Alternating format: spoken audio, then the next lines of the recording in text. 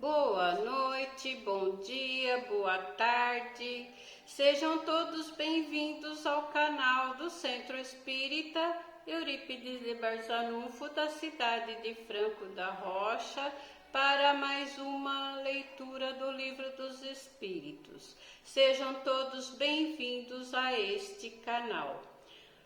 Hoje vamos ler na quarta parte do livro, no capítulo 1, que tem o título Penas e Gozos Terrestres, no item Duração das Penas Futuras, na questão 1009.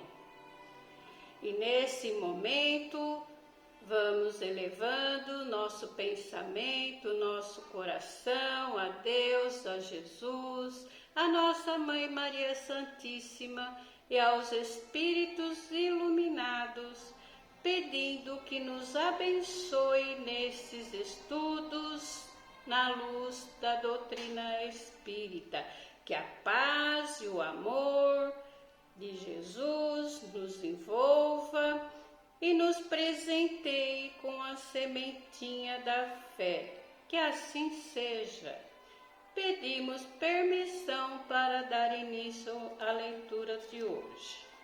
Questão 1009. Kardec perguntou aos espíritos: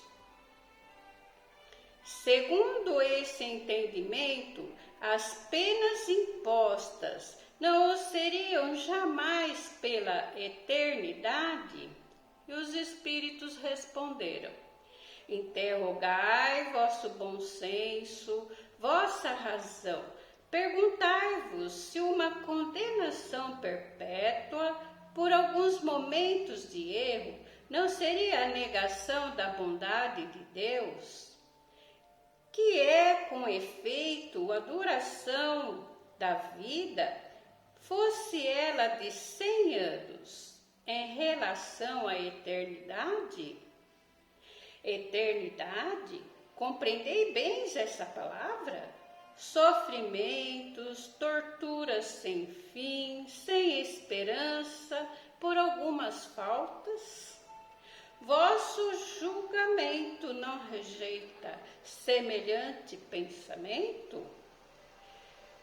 Que os antigos tinham visto no Senhor do Universo um Deus terrível, ciumento e vingativo, isso se concebe. Na sua ignorância, emprestaram à divindade as paixões dos homens. Mas não está aí o Deus dos cristãos, que coloca o amor, a caridade, a misericórdia, o esquecimento das ofensas no lugar das primeiras virtudes? Poderia ele próprio faltar às qualidades das quais faz um dever? Não há contradição em atribuir-lhe a bondade infinita e a vingança infinita? Dizei que antes de tudo ele é justo e que o homem não compreende da sua justiça, mas a justiça não exclui a bondade. E ele não seria bom se consagrasse penas horríveis, perpétuas, à maior parte de suas criaturas. Poderia fazer a seus filhos uma obrigação da justiça, se não lhe tivesse dado os meios de compreendê-la. Aliás, não é o sublime da justiça unida à bondade fazer depender a duração das penas dos esforços do culpado para se melhorar? Aí está a verdade dessas palavras, a cada um segundo as suas obras. Santo Agostinho: interessai-vos por todos os meios que estão em vosso poder em combater combater, em destruir a ideia da eternidade das penas, pensamentos blasfematórios, contrário à justiça e à bondade de Deus, a mais fecunda fonte da incredulidade, do materialismo e da indiferença que invadiu as massas depois que sua inteligência começou a se desenvolver. O espírito, em vias de se esclarecer, não fora senão, mesmo desbastado dela, cedo compreendeu a monstruosidade injustiça.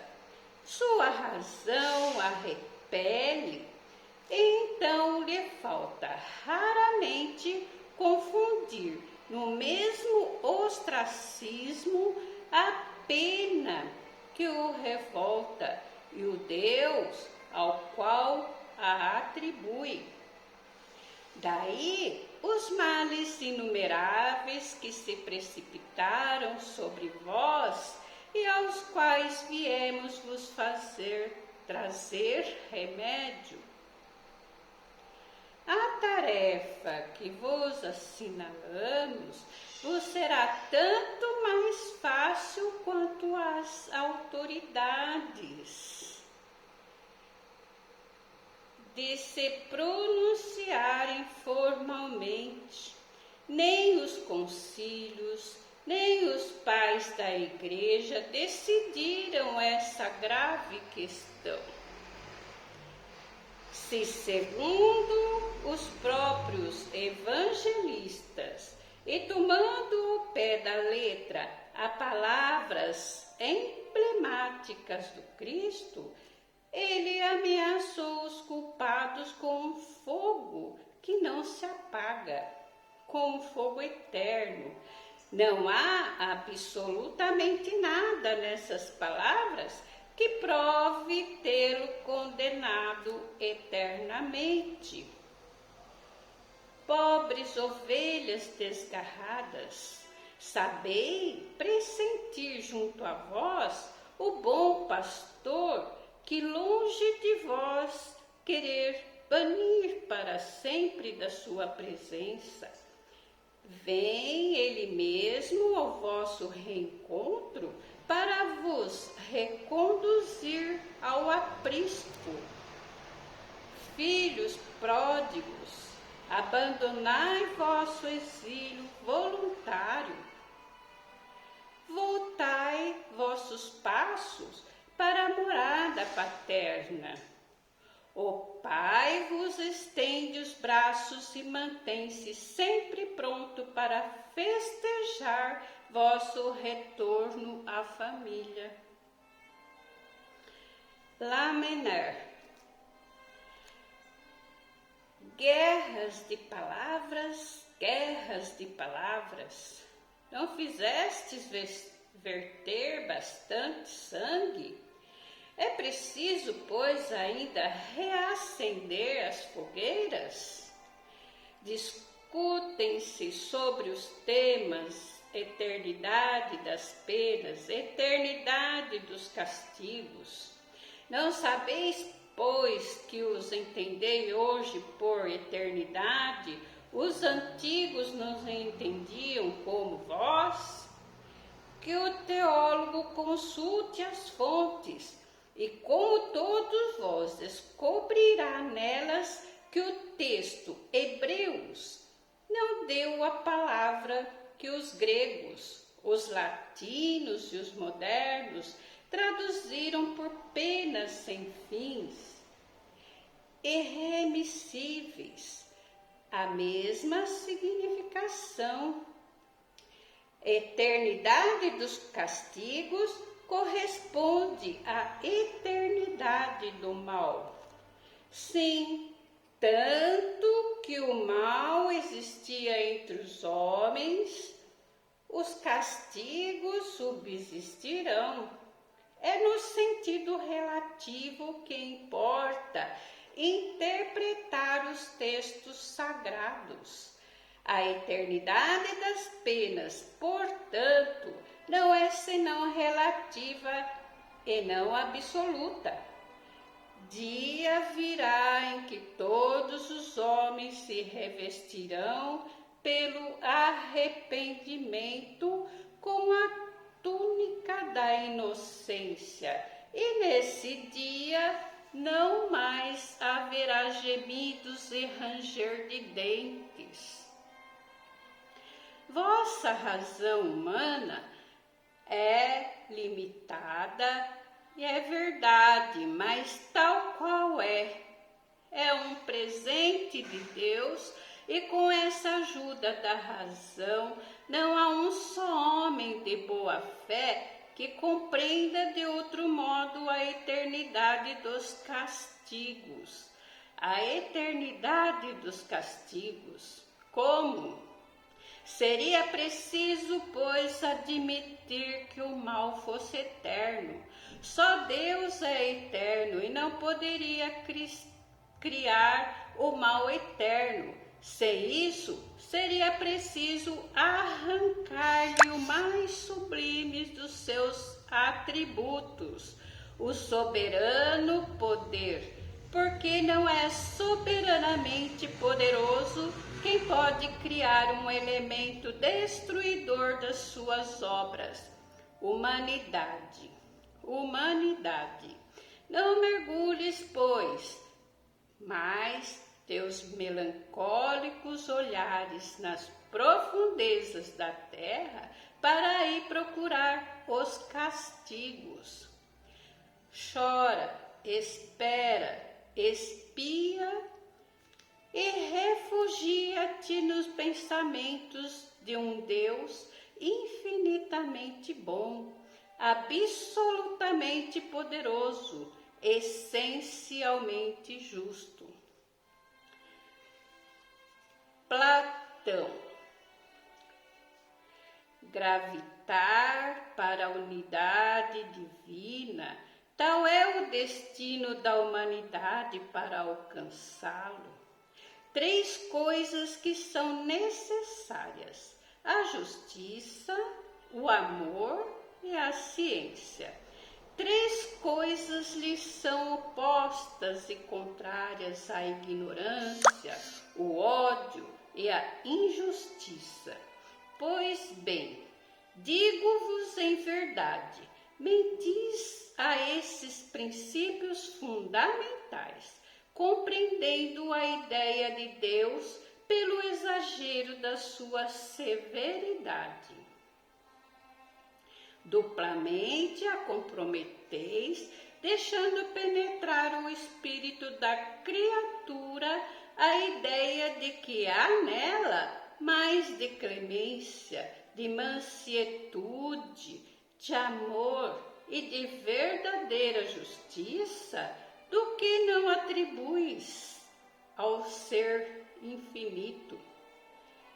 Destruís mesmo a ideia do inferno, tornando ridículo e inadmissível as vossas crenças, como o é ao vosso coração o hediondo espetáculo dos carrascos, das fogueiras e das torturas da Idade Média. Pois que é quando a era das represálias cegas já foi para sempre banidas das legislações humanas, que esperais mantê-lo no ideal? Crede-me, irmãos, em Deus e em Jesus Cristo. Crede-me, ou resignai-vos em deixar parecer entre vossas mãos todos os vossos dogmas, antes de os deixar variar, ou bem vivificai-os, abrindo-os aos benfazejos eflúvios que os bons divertem neste momento. A ideia do inferno com suas fornalhas ardentes em um século de ferro, mas no 19º, isso não é o mais que um vão fantasma próprio, quando muito para assustar as criancinhas, e no qual elas não creem mais quando são grandes. Persistindo nessa mitologia assustadora, engendrai a incredulidade, mãe de toda a desorganização social. Eis porque tremo vendo toda uma ordem social abalar e desabar sobre sua base falsa de sanção penal. Homens de fé ardente e viva, vanguardeiros do dia da luz ao trabalho, portanto, não para de manter velhas fábulas e de hoje em diante sem crédito, mas para reavivar, revivificar a verdadeira sanção penal sob as formas relacionadas com os vossos costumes, vossos sentimentos e a luz da vossa época, que é, com efeito, o culpado é aquele que por um desvio, por um falso movimento da alma, se distancia do objetivo da criação, que consiste no culto harmonioso do belo, do bem, idealizado pelo arquétipo humano, pelo homem-deus, por Jesus Cristo. Que é o castigo? A consequência natural derivada desse falso movimento, uma soma de dores necessárias para o desgostar da sua disformidade pela experimentação do sofrimento. O castigo é o aguilhão que excita a alma pela amargura a se curvar sobre a mesma e a retornar pelo caminho da salvação. O objetivo do castigo não é outro senão a reabilitação, a libertação. Querer que o castigo seja eterno por uma falta que não é eterna é negar-lhe toda a razão de ser. Digo-vos em verdade, cessai de colocar em paralelo na sua eternidade o bem, essência do Cristo, com o mal, essência da criatura. Isso seria aí criar uma penalidade injustificável. Afirmar, ao contrário, a autorização gradual dos castigos e das penas pela transmigração, e consagrareis com a razão unida ao sentimento a unidade divina. Paulo, apóstolo. Então, aqui tem mais uma consideração do Kardec. Vê-se excitar o homem ao bem e o afastar do mal pelo engodo de recompensas e o medo de castigos. Mas, se esses castigos são apresentados de maneiras a que a razão se recusa a acreditar neles, não terão sobre o homem nenhuma influência. Longe disso, ele rejeitará tudo, a forma e o fundo, que se lhe apresente ao contrário, o futuro de maneira lógica, então ele não o rejeitará.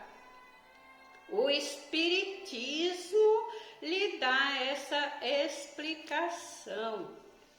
A doutrina da eternidade das penas, no sentido absoluto, faz do Ser Supremo um Deus implacável.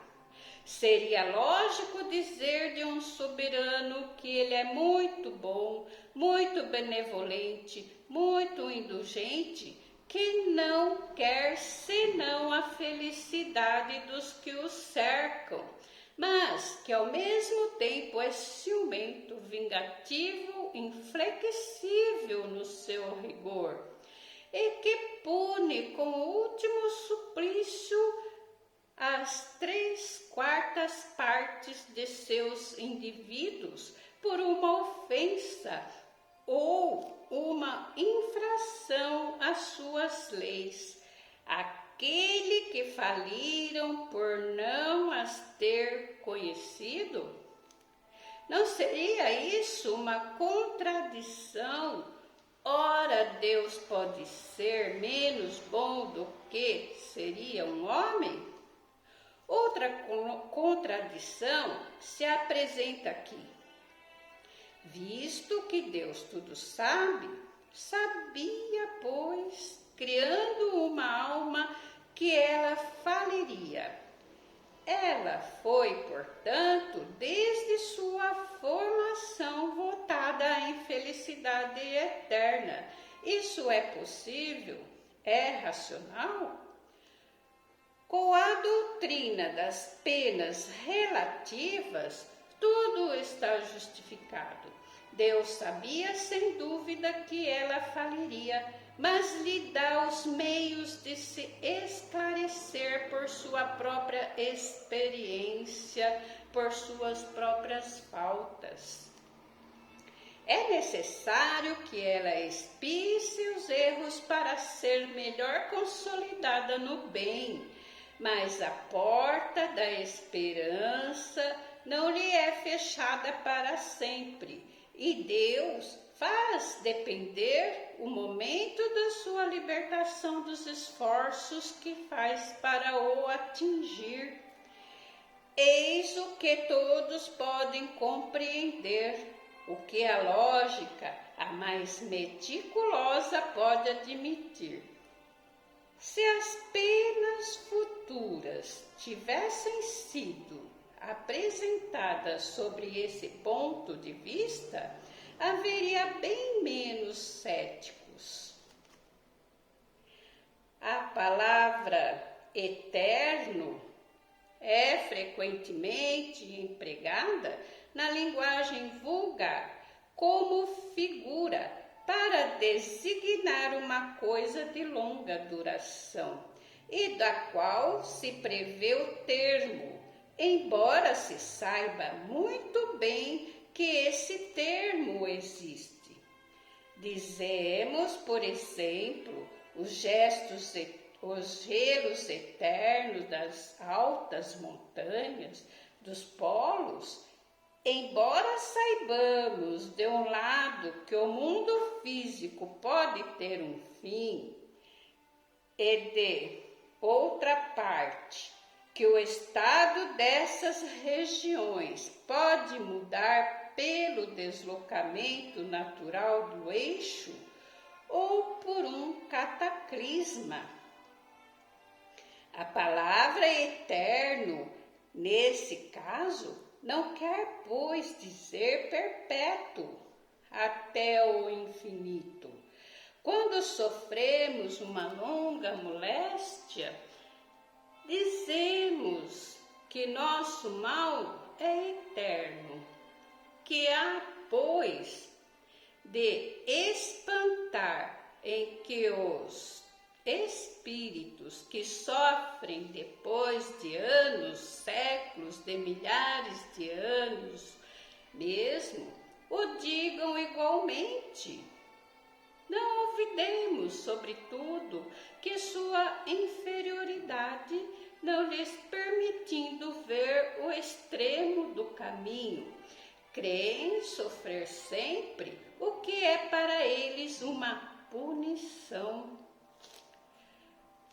Do resto, a doutrina do fogo material, das fornalhas e das torturas emprestadas ao Tártaro do paganismo está hoje completamente abandonada pela teologia e não é mais senão nas escolas que esses assustadores quadros alegóricos são ainda dados como verdades positivas, pois alguns homens mais zelosos que esclarecidos, e isso erradamente, porque essas imaginações jovens, uma vez saídas do seu terror, poderão aumentar o número dos incrédulos.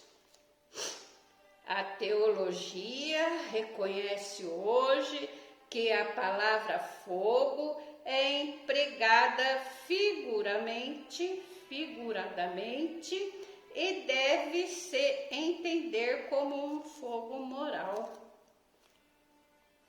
Os que seguiram, como nós, as peripécias da vida e dos sofrimentos de além-túmulo, nas comunicações espirituais, puderam se convencer que, por não ter nada de material, elas não são menos pungentes, com relação mesmo à sua duração. Certos teólogos começam a admitir, no sentido restrito, indicado acima, e pensam, com efeito, a palavra eterno pode se entender como as penas de si mesmas, como consequências de uma lei imutável, e não da sua aplicação a cada indivíduo. No dia em que a religião admitir essa interpretação, assim como algumas outras, que são a consequência do progresso das luzes, ela reunirá as ovelhas desgarradas. Tivemos uma leitura linda, né? Com os ensinamentos e as mensagens de Santo Agostinho, de Lamennais, de Platão, do apóstolo Paulo e os comentários do Allan Kardec, ressaltando a noção da justiça de Deus, trazidas aqui por esses espíritos iluminados. E os espíritos, né, estão dizendo aqui que as penas impostas seriam jamais eternas, ou seja, a duração eterna das penas é exagerada, injusta e não corresponde com a bondade divina. E as dores causadas pelas nossas disformidades morais, vamos assim dizer, né? Elas servem para nós ter repulsa pelo erro. Paulo coloca, né, que o castigo é o aguilhão que estimula a alma pela amargura. Então, esse aguilhão é o incômodo que direciona nós a evitar e a sair das situações que causam sofrimentos aos nosso próximo. nas palavras de Paulo, o castigo só tem a finalidade de redenção e de libertação. Inúmeras oportunidades nos são dadas por Deus, naquelas situações que Ele nos mostra que nós precisamos refletir melhor quando esses incômodos surgem, naquelas situações difíceis, nas questões de dificuldades financeiras, dificuldades familiares, e também nas moléstias físicas. É nessas situações que nós temos que pensar, nos conectar com a espiritualidade superior, a fim de que elas possam nos inspirar para entender que Deus quer que nós aprendamos com esses sofrimentos as lições que temos que aprender para nos evoluir. Então, que todos nós sejamos consolados com a certeza que Deus está nos abençoando e que Jesus está no controle. Tudo vai passar. Ficamos em paz e que o Senhor tenha piedade de nós. Que assim seja. Encerramos a leitura de hoje com a certeza de que Deus é o nosso condutor. Busquemos com fé os ensinamentos do Evangelho de Jesus Cristo nas nossas dificuldades, com a certeza que a luz da espiritualidade se faz forte na nossa esperança da vida melhor. Gratidão aos amigos espirituais que nos assistiram. E com o coração agradecidos, pedimos o amparo e a paz para todos os corações, para toda a família e para toda a humanidade. Que assim seja, graças a Deus.